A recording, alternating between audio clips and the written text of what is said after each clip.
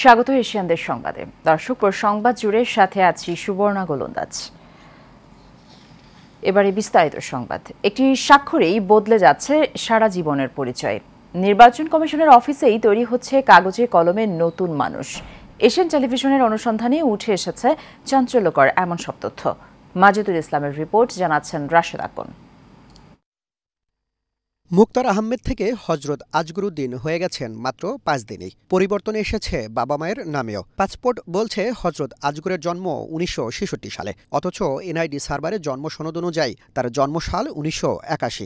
স্ত্রীর জাতীয় পরিচয়পত্র স্বামী হিসেবে মুক্তারের নাম রয়েছে। শুধু সংশোধিত নতুন এনআইডিতে হজরত আজগরুদ্দিন নাম রয়েছে, তবে স্বাক্ষর এখনও মুক্তার আহমেদ হিসেবেই রয়ে গেছে। মুক্তার হোসেনের এনআইডি সংশোধনকারী চট্টগ্রামের আঞ্চলিক নির্বাচন কর্মকর্তা বিষয়টি ভুলবশত হয়েছে বলে দায় স্বীকার করেন। এই ফাইলটা ওনার কাছে থাকে, আমার কাছে থাকে না। আমি যাচাই করছি, অনলাইন চেক দিছি, ঠিক আছে, তখন আমি তাকে বিশ্বাস করতে হতো। নিজেও গ্যাস করতে পারতেছি না যে আমি এরকম একটা ভুল করছি। শুধু মুক্তার আহমেদই নয়, এমন অনেকের এনআইডি সংশোধন করা হয়েছে এভাবেই।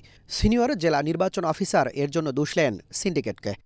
সিন্ডিকেট এখানে আছে, এই সিন্ডিকেট ভাঙার কিংবা এর বিরুদ্ধে ব্যবস্থা নেওয়ার, কিছু কর্মকর্তা কর্মচারীকে বদলির ব্যবস্থা কিংবা তাদের বিরুদ্ধে শাস্তিমূলক ব্যবস্থা নেওয়ার জন্য বিভিন্ন ধরনের পদক্ষেপ আমি নেওয়ার চেষ্টা করছি। চট্টগ্রামের সাবেক অতিরিক্ত আঞ্চলিক কর্মকর্তা মোহাম্মদ নাসিরুদ্দিন পাটোয়ারির হোয়াটসঅ্যাপ মেসেঞ্জারের কয়েকটি স্ক্রিনশট দেখা যায়। চক্রের সদস্যরা এনআইডি নাম্বার দেওয়ার সাথে সাথে তিনি ক্যাটাগরি নির্ধারণ করে দেন, আর দ্রুত সময়ের মধ্যে তা অনুমোদন করেন দায়িত্বপ্রাপ্ত কর্মকর্তারা। একই হলফনামা এটা কি জালিয়াতি কিনা? জেলা অফিস থেকে ক্যাটাগরি যে অফিসার, সেই দেখে কিন্তু ক্যাটাগরিগুলো দিচ্ছে আমাদেরকে। তো এই প্রেক্ষিতে কিন্তু আমরা যেগুলো আমাদের পক্ষে যেগুলো দেওয়া, আমার অথরিটি যেটা বা যতটুকু দেওয়ার মতো, তো এভাবে আমি দিয়ে দিচ্ছি। আঞ্চলিক অফিস থেকে ওখানে ওগুলো ক্যাটাগরি করে, ওগুলি ডকুমেন্টস আইয়া জি ক্যাটাগরি করে। আপনি যখন লোহাগাড়াতে ছিলেন তখন আপনার ক্যাটাগরিটা নির্ধারণ করতেন কোন অফিসার, নামটা একটু বলবেন? এটা আঞ্চলিক অফিসে অতিরিক্ত আঞ্চলিক অফিসার স্যার নাসিরুদ্দিন পাটোয়ারি সাহেব। জালিয়াতি চক্রের ভুয়া হলফনামা সহ গুরুত্বপূর্ণ ভুয়া নথি ব্যবহারকে রাষ্ট্রের জন্য হুমকি বলে মনে করেন এই আইনজীবী। এটা একটা বিশাল দালাল চক্র। আপনি অনেক কষ্ট করে অনেক দূর এগিয়ে গেছেন এগুলো বের করার জন্য। যারা এই স্ট্যাম্পগুলোর সাথে রিলেটেড, ওনাদের বিরুদ্ধে যদি মামলা করে এবং ওনাদেরকে যদি অ্যারেস্ট করে, ওনাদের 164 পরিপ্রেক্ষিতে পুরো দালাল চক্র কিন্তু বেরিয়ে আসবে।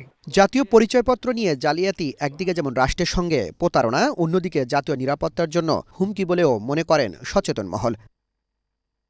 Rashed Akon, Asian Television. সারা দেশে 3000-এর বেশি কেন্দ্রে একযোগে শুরু হয়েছে চলতি বছরের এসএসসি ও সমমান পরীক্ষা। এতে অংশ নেয় 11টি শিক্ষা বোর্ডের 19,28,000 শিক্ষার্থী। সকাল 10টায় এসএসসিতে বাংলা প্রথম পত্র দাখিলে কুরআন মজিদ ও তাজভিদ পরীক্ষা এবং এসএসসি ও দাখিল ভোকেশনালে বাংলা দ্বিতীয় পত্রের পরীক্ষা শুরু হয়ে শেষ হয় দুপুর 1টায়। এদিকে গাজীপুরের শ্রীপুরে এসএসসি পরীক্ষা কেন্দ্রে দায়িত্বে অবহেলা করায় 4 শিক্ষককে অব্যাহতি দেওয়া হয়েছে। সকালে পরীক্ষা কেন্দ্রে আবেদ আলী গার্লস স্কুলের 2 শিক্ষক আরিফ উদ্দিন ও তাসফিয়া তানজুম এবং বারোতপা উচ্চ বিদ্যালয়ের শিক্ষক মেহেদি হাসানকে দায়িত্বে অবহেলার কারণে তাদের অব্যাহতি দেওয়া হয়। এছাড়াও একই কারণে উপজেলার কাউরাইদ KN উচ্চ বিদ্যালয়ের পরীক্ষা কেন্দ্রে নাহিদ হাসান নামের আরেক শিক্ষককে অব্যাহতি দেওয়া হয়েছে। ব্রাহ্মণবাড়িয়ার বাঞ্ছারামপুর উপজেলার এসএসসি পরীক্ষা শান্তিপূর্ণ ও সুশৃঙ্খল পরিবেশে অনুষ্ঠিত হয়েছে। সকালে উপজেলার 7টি কেন্দ্রে একযোগে এই পরীক্ষা শুরু হয়। পরীক্ষার দিন সকাল থেকেই কেন্দ্রগুলোতে পরিদর্শন কার্যক্রম শুরু করেন উপজেলা নির্বাহী কর্মকর্তা ফেরদৌস আরা। পরিদর্শন শেষে ইউএনও জানান, পরীক্ষার্থীরা যাতে নিরাপদে পরীক্ষা দিতে পারে সেই ব্যবস্থা নেওয়া হয়েছে। প্রতিটি কেন্দ্রেই আইনশৃঙ্খলা বাহিনী মোতায়েন ছিল এবং কোথাও কোনো অপ্রীতিকর ঘটনার খবর পাওয়া যায়নি।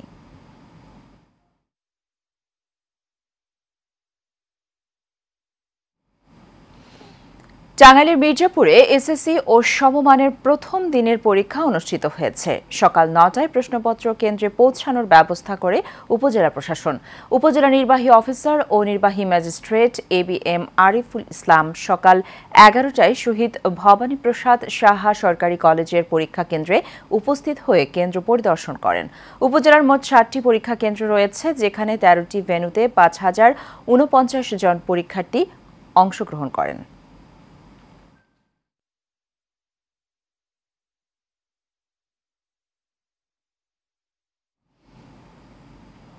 এসএসসি পরীক্ষার সময় তীব্র তাপ থেকে অভিভাবকদের স্বস্তি দিতে বিএনপির ভারপ্রাপ্ত চেয়ারম্যান তারেক রহমানের পক্ষ থেকে বসার জন্য ছাউনি, চেয়ার এবং কোমল পানীয় বিতরণ করা হয়েছে।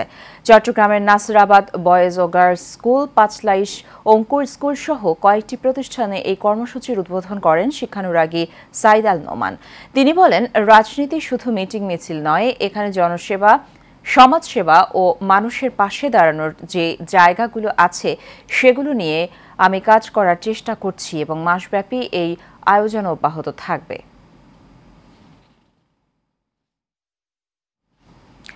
বরগুনার আমতলীতে এক এসএসসি পরীক্ষার্থী পরীক্ষার হলে না গিয়ে প্রেমিকের বাড়িতে বিয়ের দাবিতে অনশনে বসেছেন।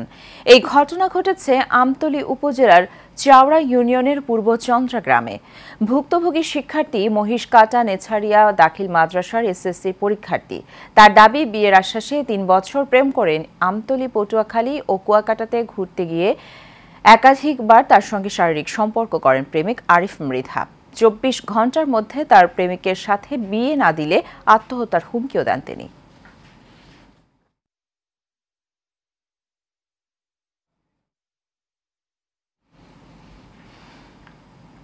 কুষ্টিয়ার চুরির অভিযোগে সুরমান আলী নামের এক রিকশা চালককে পিটিয়ে হত্যা করা হয়েছে। সকালে থানাপাড়ার জিকে বালিরঘাট এলাকায় ঝুলন্ত অবস্থায় সুরমানের লাশ উদ্ধার করে পুলিশ। নিহত সুরমান জিকে বালিরঘাট এলাকায় আবুল কালামের ছেলে। পরিবারের দাবি, চুরির মিথ্যা অভিযোগে একই এলাকার হালিম বিক্রেতা হাকিম সহ বেশ কয়েকজন সুরমানকে নির্যাতন করে হত্যা করে মরদেহ ঝুলিয়ে রাখে।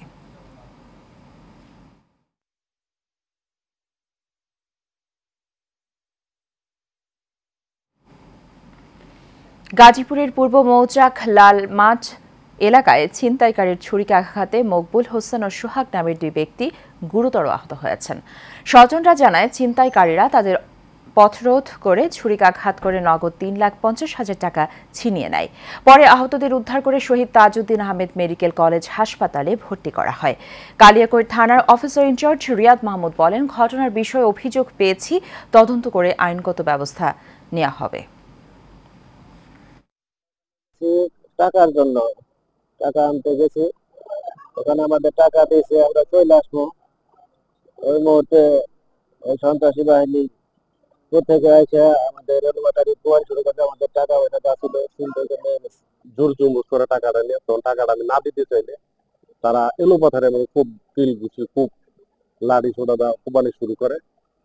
তারপরে আমার লগে যে সহযোগী আসলো সোহাগ, তারাও কোবাইছে, তারাও কোবাইয়া তার কাছে কিছু টাকা ছিল 50,000, সেটাও তারা নিয়ে গেছে। তারা মূলত ছিনতাই করার উদ্দেশ্যেই এই চলছে, তাদের সাথে আমার পূর্ব কোনো সূত্রতা ছিল। শরীয়তপুরের নড়িয়া উপজেলায় পদ্মা নদী থেকে অন্তত 20টি ড্রেজার দিয়ে চলছে অবাধে বালু উত্তোলন। ফলে ভাঙন আতঙ্কে রয়েছেন গ্রামবাসী। উপজেলা নির্বাহী কর্মকর্তা আমিনুল ইসলাম বুলবুল জানিয়েছেন, শরীয়তপুরের নড়িয়ায় পদ্মা নদীতে অভিযানের মাধ্যমে বালু উত্তোলনকারী কাটার সরানো হয়েছে। পদ্মা নদীর বাঁধ রক্ষার্থে স্বার্থে অবৈধভাবে কেউ যেন বালু উত্তোলন করতে না পারে সেই লক্ষ্যে জেল জরিমানা সহ কঠোর পদক্ষেপ গ্রহণ করা হবে এবং অভিযান অব্যাহত থাকবে।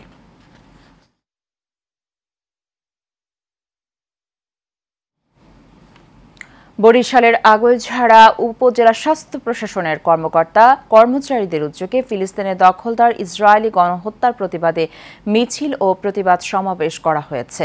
আগৈলঝাড়া উপজেলা হাসপাতালের সামনে থেকে একটি মিছিল বের হয়ে প্রধান সড়ক প্রদক্ষিণ করে। এ সময় উপস্থিত ছিলেন উপজেলা স্বাস্থ্য ও পরিবার পরিকল্পনা কর্মকর্তা ডাক্তার গোলাম মোর্শেদ সজীব, আরএমও ডাক্তার শিশির কুমার গাইন, এমও ডাক্তার সবুজ রায় সহ অনেকে।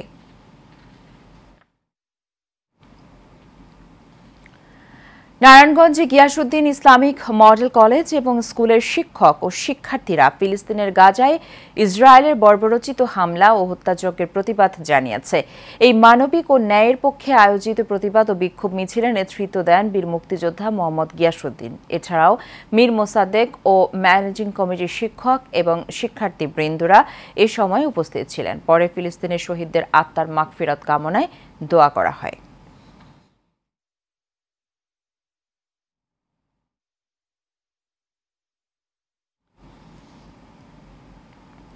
ময়মনসিংহের ত্রিশালে শিক্ষার্থী মিশকাত হাসান অনিক হত্যার প্রতিবাদ ও বিচারের দাবিতে মানববন্ধন করেছে ধলা স্কুল অ্যান্ড কলেজের শিক্ষক ও শিক্ষার্থীবৃন্দ।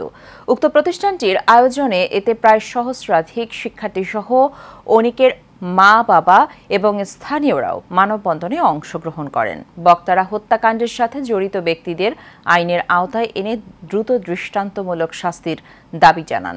এ সময় মিশকাত হাসান অনিকের বাবা রফিকুল ইসলাম ও তার মা শিরিনা আক্তার বক্তব্য দেওয়ার সময় কান্নায় ভেঙে পড়েন এবং হত্যাকাণ্ডের সাথে জড়িত সকলকে দ্রুত আইনের আওতায় এনে দৃষ্টান্তমূলক শাস্তির দাবি জানান। শ্রীপুরের মাওনা চৌরাস্তায় ব্যবসায়ীর ছেলে অপহরণকে কেন্দ্র করে ব্যবসা প্রতিষ্ঠানে হামলা, লুটপাট ও মারধরের অভিযোগ উঠেছে। এই ঘটনায় ব্যবসায়ী শরীফুল বাদী হয়ে আমির হোসেন, বোরহান উদ্দিন সহ ১৩ জনের নামে শ্রীপুর থানায় একটি অভিযোগ দায়ের করেন। অভিযোগে জানা যায়, গেল রাতে 8:30টায় ব্যবসায়ী শরীফুলের ছেলে আব্দুল্লাহ আল মঈনকে দোকানে আসার পথে অপহরণের চেষ্টা করে আসামিরা। এই সময় তার চিৎকারে আশপাশের লোকজন এগিয়ে আসে। পরে আসামিরা চৌরাস্তায় নুরুল হক সুপার মার্কেটে শরীফুলের ব্যবসা প্রতিষ্ঠানে হামলা করে টাকাসহ মালামাল লুট করে নিয়ে যায়। শ্রীপুর থানার অফিসার ইনচার্জ জয়নাল আব্দুল মঞ্জল জানান, তদন্ত করে আইনানুগ ব্যবস্থা নেওয়া হবে। নরসিংদীর রায়পুরায় দুই ছেলের বিরুদ্ধে একের পর এক হয়রানিমূলক ও মিথ্যা মামলা দায়েরের প্রতিবাদ জানিয়েছে রিনা আক্তার নামে ভুক্তভোগী নারী। সকালে উপজেলার বোয়ালমারা নিজ বাড়িতে সংবাদ সম্মেলনের মাধ্যমে প্রতিবাদ করেন তিনি। লিখিত বক্তব্যে রিনা আক্তার অভিযোগ করে বলেন, এলাকার আধিপত্য বিস্তারকে কেন্দ্র করে তার দুই ছেলেকে মিথ্যা মামলা দিয়ে হয়রানি করে আসছে স্থানীয় কাজল মেম্বার, যা সম্পূর্ণ মিথ্যা, বানোয়াট ও উদ্দেশ্য প্রণোদিত। সংবাদ সম্মেলনে সুষ্ঠু তদন্ত সাপেক্ষে মামলাগুলো প্রত্যাহারের দাবি জানান ভুক্তভোগীর মা। নোয়াখালীর বেগমগঞ্জ উপজেলার রায়গঞ্জ ইউনিয়নে জমি নিয়ে বিরোধে দুপক্ষের সংঘর্ষে ৩ জন আহত হয়েছেন। আহতদের নোয়াখালী জেনারেল হাসপাতালে ভর্তি করা হয়েছে। গতরাতে উপজেলার আলাদিনগর গ্রামে এই সংঘর্ষের ঘটনা ঘটে। ভুক্তভোগী ইমদাদুল ইসলাম রনি জানায়, ইয়াসিন, সাইফুল ইসলাম, হাফেজ আহমেদ, শফিউল্লাহ লোকজন এই হামলা চালায়। এই ঘটনার সুষ্ঠু তদন্ত ও ন্যায় বিচারের দাবি ভুক্তভোগীদের।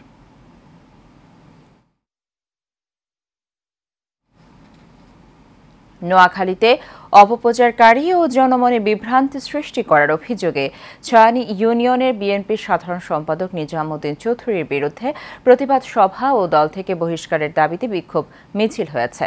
ছয়ানী উচ্চ বিদ্যালয় মাঠে এই প্রতিবাদ সমাবেশ হয়। ছয়ানী ইউনিয়ন পরিষদের সাবেক চেয়ারম্যান ও ইউনিয়ন বিএনপির সভাপতি জামাল উদ্দিনের সভাপতিত্বে প্রতিবাদ সমাবেশে বক্তব্য রাখেন বেগমগঞ্জ উপজেলা কৃষক দলের সাবেক আহ্বায়ক কামাল উদ্দিন, জেলা কৃষক দলের যুগ্ম আহ্বায়ক আব্দুস সত্তার মিন্টু সহ আরও অনেকে।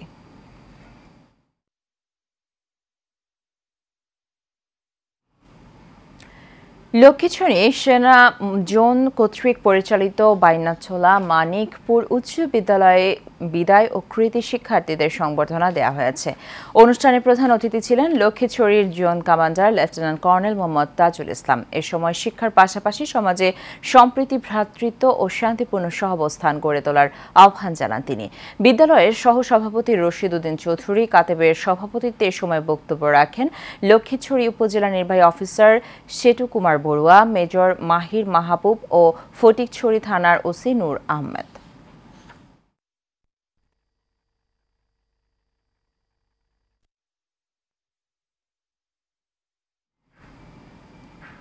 ময়মনসিংহের গফরগাঁওয়ে ইসলামিক ফাউন্ডেশনের উদ্যোগে অর্থ ও সেলাই মেশিন বিতরণ করা হয়েছে। উপজেলা পরিষদের সম্মেলন কক্ষে দুস্থ অসহায় 22 হতদরিদ্র পরিবারের মানুষের মাঝে অর্থ সেলাই মেশিন বিতরণ করা হয়। উপজেলা ইসলামিক ফাউন্ডেশনের ফিল্ড অফিসার আনম মাহফুজুল হক এর সভাপতিত্বে প্রধান অতিথি ছিলেন উপজেলা নির্বাহী অফিসার NM আব্দুল্লাহ আল মামুন।